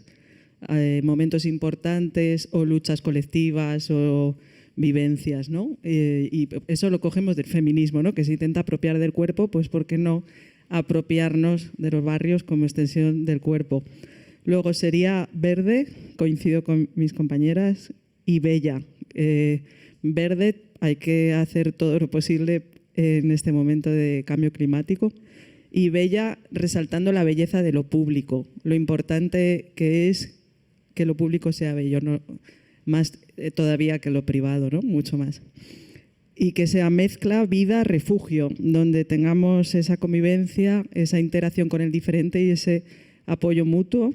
Y por último, que sea reivindicación, recuperando lo que decía de el derecho que tenemos a transformar y a soñar.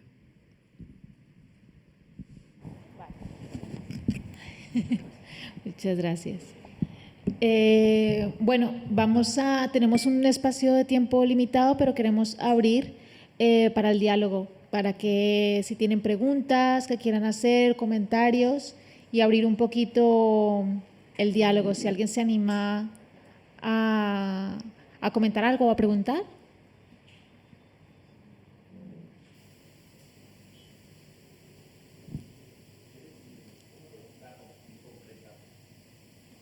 Adelante. Hola, buenas tardes.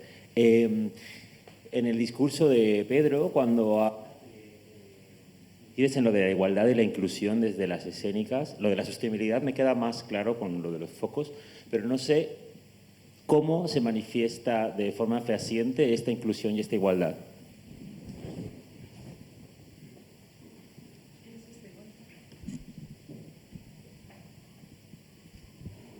Bueno, yo creo que es más sencillo de lo que realmente parece y creo que está sucediendo en la actualidad. Lo que pasa es que creo que hay que potenciarlo más. Hablo de inclusión en el sentido de que dentro de los proyectos, de los montajes que se hacen en teatro, pueda haber gente de todas las nacionalidades, culturas, ¿no? que lo hay, pero creo que hay que potenciarlo más.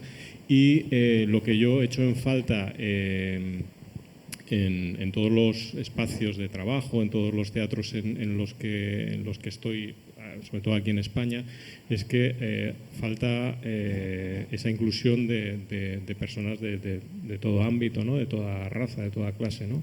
Y creo que eso es una consecuencia de lo que vivimos en la sociedad, que tú explicabas muy bien, ¿no?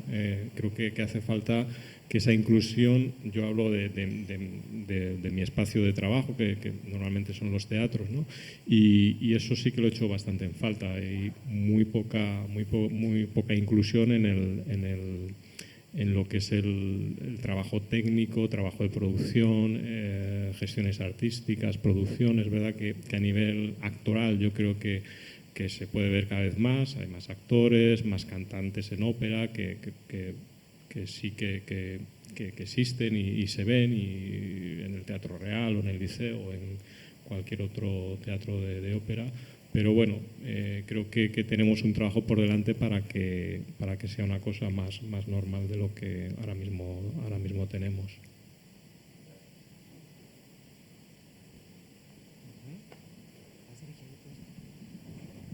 Sí, tenemos. Hola, soy Rocío.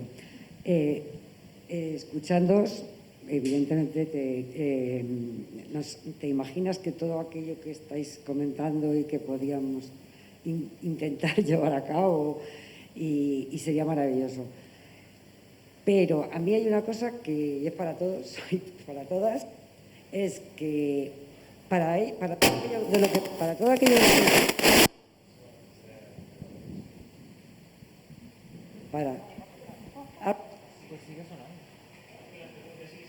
Sí, que para todo aquello de lo que estamos hablando y lo que querríamos construir y conseguir, hay un factor importantísimo, que es, así hablando de tal, es lo económico, es lo político, es el sistema en el que vivimos.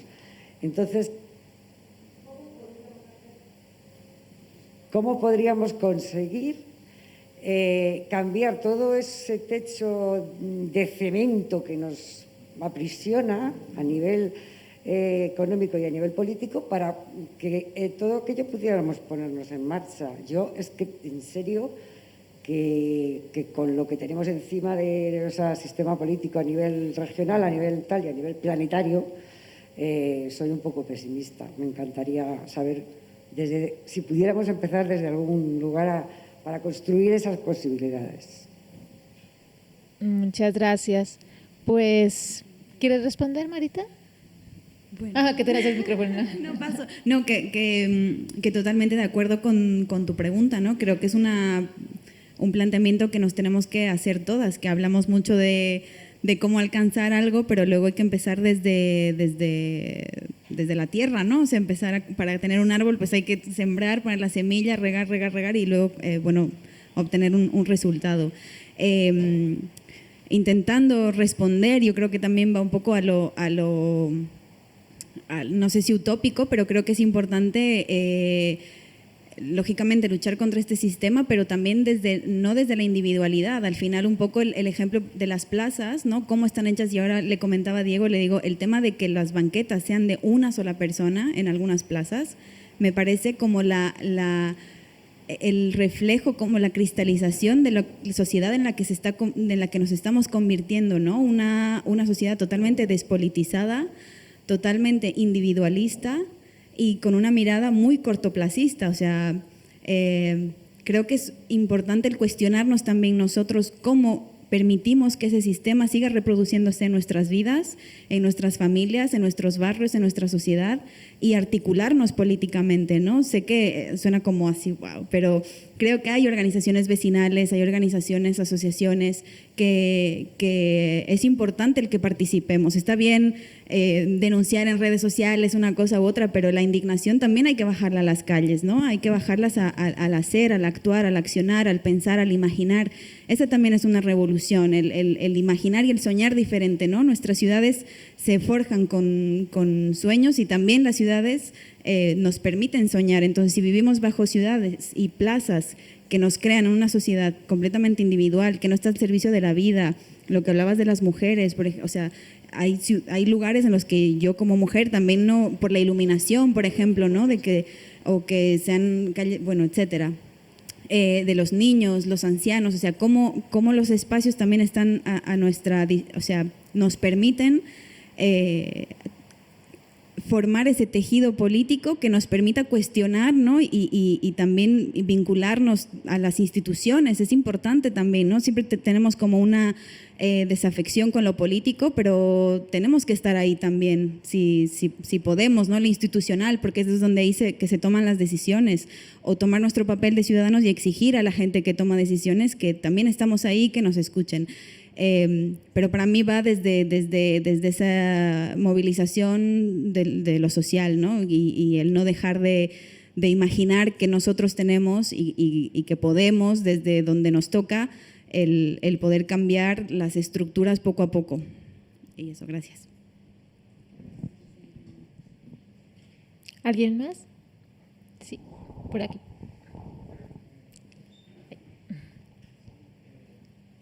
No tienes que hacer nada. ¿Nada? ¿Hola? Vale. Sí, yo creo que hay sobre esta pregunta que se hace, ¿no? De cómo creo que es en el germen del proyecto, ¿no? Que es cómo conectar la academia con esas realidades sobre las cuales muchas veces no se pone el foco o no se escuchan, ¿no? Pero creo que hay unas sensibilidades aquí en la mesa de hoy que justamente ponen atención en esas cuestiones que no siempre se están escuchando, ¿no? Y creo que hay algo que combina este proyecto, que es como esa escucha atenta documental y de tipo casi más cualitativo que cuantitativo, y la posibilidad de crear ficciones, que las ficciones mueven el deseo y las ficciones mueven la posibilidad de cambio, que creo que es a lo que acaba de hacer de alguna manera alusión Marita, ¿no? Es decir, la posibilidad de construir esas ficciones que nos hagan soñar y que nos hagan demandar esas plazas de las que habla Carmen o de las que hablan muchas otras personas, ¿no? Es decir, como la posibilidad de, por un lado, documentar esas realidades, que creo que es lo que ha estado haciendo el proyecto durante la primera plataforma, y luego cómo eso se puede canalizar para construir ficciones que movilicen el deseo hacia esos otros escenarios, que creo que es fundamental, ¿no? Y que no se hace, ¿no?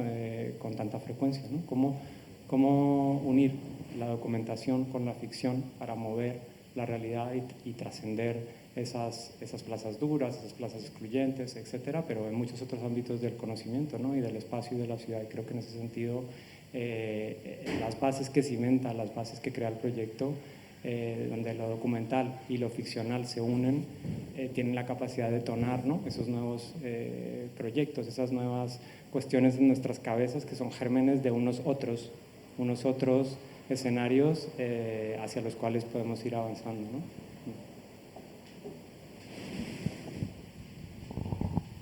Muchas gracias. A lo mejor añado una cosita. Sí, claro, Cristina. Estaba pensando en la plaza que ha contado aquí, que no me acuerdo de tu nombre. De esta es una plaza, se llama, ¿no? Que yo viví ese inicio del proyecto, he estado ahí metida.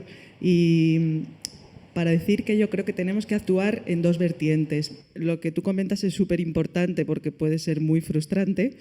Y coincido con mi compañera, que no hay que dejarlo de lado. Siempre tenemos que hacer incidencia política y seguir reivindicando y seguir diciéndolo y seguir, no sabemos si es fructífero o no, pero hay que seguir en lo político.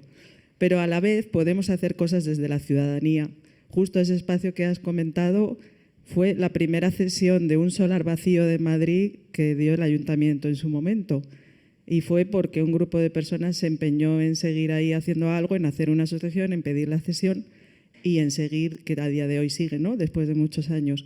Y eso es una iniciativa ciudadana. Entonces, también las iniciativas ciudadanas son importantes y pueden generar impacto.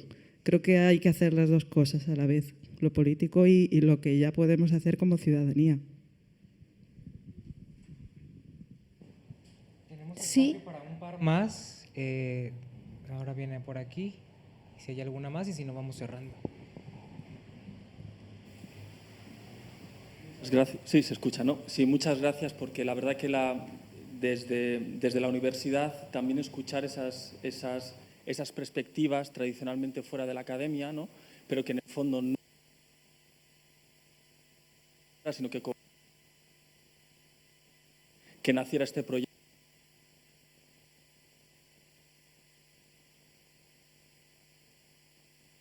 Que es interesante para mantener también un poco el foco, y que pasa mucho cuando yo comento con los estudiantes y con los diferentes compañeros y investigadores que están dentro del proyecto, ¿no? Cómo un ingeniero, una ingeniera, un diseñador industrial, una diseñadora industrial puede fomentar en cierta manera ese desarrollo del que hablábamos, de lo que nos comentabais, desde esa perspectiva de sostenibilidad medioambiental, socioambiental, también ligada mucho, como comentaban, con lo político, lo social, ¿no? Al final, los proyectos los tiene que aprobar un ayuntamiento, tiene que asesorarse con un técnico y una técnica de medio ambiente, patrimonio, etcétera. ¿Cómo un ingeniero o una ingeniera, un diseñador, una diseñadora, cómo puede, digamos, ayudar, cómo puede aportar como estudiante, como investigador, para para aterrizar todo lo que nos estáis comentando.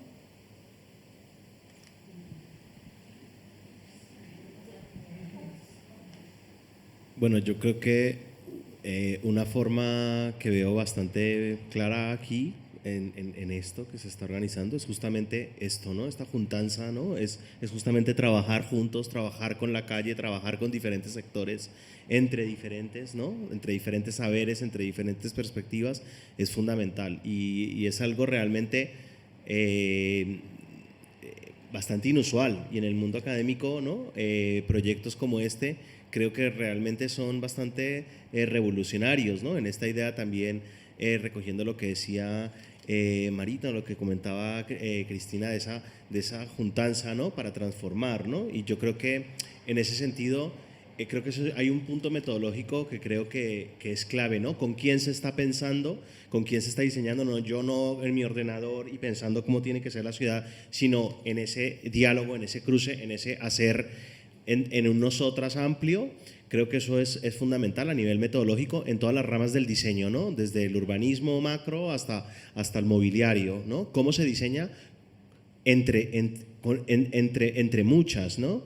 Y en eso creo que es muy claro también entender también cómo funciona, por ejemplo, en términos políticos, ¿no? Haciendo alusión otra vez, por ejemplo, a estas de las sillas, cómo ya funcionan nuestras plazas o los espacios públicos con las diferentes espacialidades que hay en las diferentes plazas que ya habitamos, ¿no? Como también el hecho de que, ya se comentaba antes, de que las plazas estén completamente comercializadas ¿no? Volviendo también a lo que tú comentabas, por terrazas, pues generalmente excluye a no solamente es de mobiliario, sino también es de gestión, ¿no? Y de gestión política. O sea, no solamente es mesas y sillas, y yo diseño una silla y yo diseño una mesa, sino quién va a apropiarse de ese espacio, por cuánto tiempo, ¿no? Y hay una privatización también creciente de eso. Creo que también hay un paso importante y una relación importante entre la gestión, ¿no? Y determinados dispositivos. Y luego, no es lo mismo un espacio, obviamente, un espacio de hierba, con un espacio completamente de piedra, que no se puede sentar nadie, donde pasas corriendo porque no hay sombra, entonces no quieres estar, hace calor y quieres escaparte de él. O sea que hay muchas herramientas de diseño, ¿no? O si hay esos espacios donde puede haber un mobiliario flexible que nos permita estar juntas, no es lo mismo que un espacio justamente de sillas pesadas que nadie va a mover y que está específicamente diseñado para que la gente no se junte, ¿no? Entonces creo que hay muchísimas herramientas de la iluminación, ¿no? Con esto que comentabas de la seguridad, ¿no? El sentido de seguridad, que muchas veces también es físico, pero también es de percepción, de cómo nos sentimos también seguras en determinados espacios, también por la visibilidad, también porque es lo que conforman esos espacios. No solamente es la plaza como ese espacio vacío que tendemos, ¿no? O como ese espacio, sino también lo que circunda esa plaza. No es lo mismo una plaza llena de vida, de viviendas, de actividades que estén sucediendo muchas horas al día, que un espacio completamente que muere por la noche, o de hoteles con personas, ¿no? Volviendo un poco al caso del Ibis en la plaza de Lavapiés, o sea que la plaza no solamente es la plaza, sino todo lo que conforma el urbano alrededor de esa plaza, ¿no? O sea que hay muchos ámbitos y muchas escalas de intervención que son fundamentales, ¿no? Es la plaza simplemente un lugar de los turistas, ¿no? Para que se sienten en la terraza y consuman, ¿no? Y le aporten a la gentrificación, ¿no? También a la transformación de los barrios, ¿no? O realmente son las plazas donde pueden estar, pues, todas las vecinas, ¿no? Todas las vecinas, vecinos, vecines de los barrios, ¿no? Y yo creo que en eso sí que hay un proyecto muy importante que ya se ha comentado, solamente para recoger, y es esta idea de la juntanza desde las plataformas del activismo del servicio doméstico, ¿no? Muchos provenientes de Sudamérica, se habla del acuerparse, ¿no? Como esta cosa también de los cuerpos, que también vuelve esta idea que ya comentaban mis compañeras antes, de la importancia de la proximidad, y que estamos súper conectados en el mundo virtual, y supuestamente, pero realmente el espacio físico es fundamental, el estar juntas, ¿no? Y en eso el diseño espacial pues desempeña un papel fundamental, ¿no? No solamente para esa inclusión, sino para realmente pensar la plaza como un espacio de transformación social, ¿no? Creo. Sí, yo estoy muy de acuerdo con todo. Y por añadir algo, Yo diría que las instituciones públicas, como la universidad o otros equipamientos, deberíamos hacer un esfuerzo, que no es nada fácil, por abrirlas, por hacerlas más porosas, por hacerlas más flexibles, ceder más espacio a la ciudadanía. O sea, creo que este proyecto tiene mucho valor porque creo que el alumnado va al barrio, ¿no? Se dirige al barrio, entra en el barrio. Quizás también hay que dejar entrar al barrio en la institución, no es tan fácil, ¿no? Pero estos ejemplos en los que se ceden espacios a la ciudadanía o se quita una valla, ¿no? O sea, como integrarlo más en los barrios. Yo creo que hay veces que las propias dinámicas hacen que las universidades o otro tipo de equipamientos tengan una frontera muy grande, ¿no? Ya sea física o también mental. Entonces, proyectos como este son maravillosos porque yo creo que lo que hace falta es motivar al alumnado. ¿Y cómo le motivas? Para mí, una cosa es que trabajas en la realidad cercana, lo puedes ver, lo puedes tocar. No es lo mismo hablar en términos teóricos de diseño sostenible que fabricar algo que lo vas a colocar en un espacio y va a funcionar. O sea, se aprende con la experiencia. Y si tienes la suerte de que esa experiencia la tengas al lado, en el barrio en el que está la institución, pues ves que esa transformación se hace real. No hay nada mejor que eso, ¿no? El orgullo de que lo que tú has hecho está ahí y sirve para la gente, ¿no? Uy, qué buen cierre, muchas gracias, Sí. Cristina. ¿Hay alguien que quiera decir no me voy si no digo esto? ¿No puedo dormir esta noche? Sí, venga. Pero súper rápido, era también un comentario por algo que dijo Cristina al principio de la presentación y tenía que ver con los coches, y es que lo estoy viendo ahora en el vídeo. O sea, una plaza para mí no puede tener coches directamente, o sea, más allá de que tengamos que recuperar ese espacio que nos robó el coche el siglo pasado, no puede haber una plaza como Cascorro que esté llena de coches. Sí, total. Eso es una lucha que hay que estar ahí, lucharla, porque van a ser siempre temas polémicos, vas a tener a gente en contra, pero hay tantos motivos. Yo tenía una compañera que también decía, un poco hablando del modelo de vida individualista y todo esto, ¿no? Que el coche es como el sumum de todo esto, ¿no? Porque nadie puede poner un sofá en la calle o otro objeto suyo privado. Sin embargo, nosotros tenemos normalizados que ese objeto privado de alguien ocupe el 80% de la calle. Y además que en ese objeto privado nos sintamos seguros, nos sintamos libres, que dice la publicidad, ¿no? Cuando conduces. Entonces, ¿cómo revertir eso? Es complicado porque cambiar mentalidades, pero es necesario porque si no moriremos de contaminación también, ¿no? Bueno, pues se nos acaba el tiempo, tenemos que cerrar. Teníamos como varios cierres imaginados, uno de ellos es como escríbete un cierre, se escribió. Otro apunta cosas que tal, se apuntó. Pero creo que ustedes han hecho unas conclusiones en sí y con la participación del público creo que no voy a decir nada más, solamente sí voy a rescatar una frase poética que se nos ocurrió y que nos gustó. Y es que sostenibilidad viene, pues, o sea, es sostener. Y para sostener hacen falta muchas manos y ojalá muchas manos distintas. Muchísimas gracias a todas y a todos por acompañarnos hoy, por la participación. Muchísimas gracias Pedro, Marita, Diego, Cristina. Estamos muy contentas de que se hayan sumado a Es Nuestro y hoy al conversatorio, que nos hayan ofrecido ese pequeño gran aporte desde lo individual a lo colectivo, precisamente. Y bueno, queremos agradecer también a Elisa Hernández de Pablo y Carolina Belén Martínez, que son las personas que han hecho esto posible, que estemos aquí. Al responsable técnico por acompañarnos y por las personas que nos han echado una mano en toda la parte técnica, que han luchado con el sonido, no con la luz, sino con el sonido. Y en general a la Casa Encendida por ser socia colaboradora del proyecto y por cedernos este espacio para el diálogo, para la escucha, para la imaginación y para compartir esos sueños. Muchísimas gracias y de parte del equipo de Es Nuestro les damos muchas gracias por hacer posible este proyecto.